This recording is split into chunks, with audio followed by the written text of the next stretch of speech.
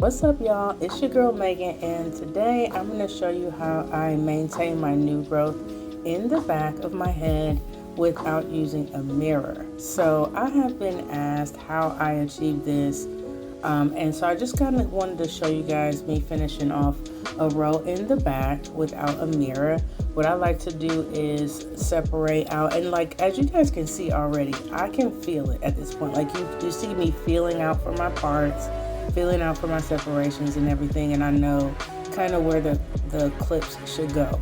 At the beginning, when you're first learning how to do your new growth in the back, whether you're interlocking or twisting, yes, grab you some mirrors, honey. I used to grab a full body mirror, take that in the bathroom, put it up on a chair and face it towards the mirror in the bathroom so I can see back there, hunty, okay?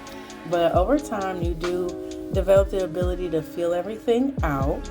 And so I want everybody to stay encouraged. Those of you who are learning how to do your hair at home, baby, use a mirror until you don't have to no more.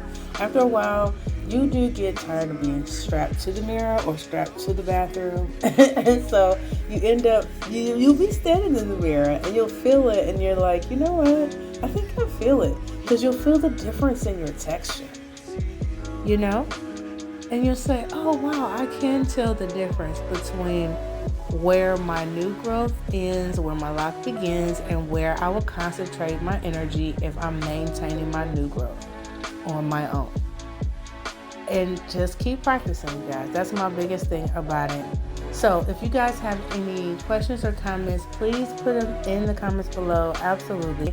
Enjoy the rest of the video of me finishing the row, and I will see y'all in the next one. Bye.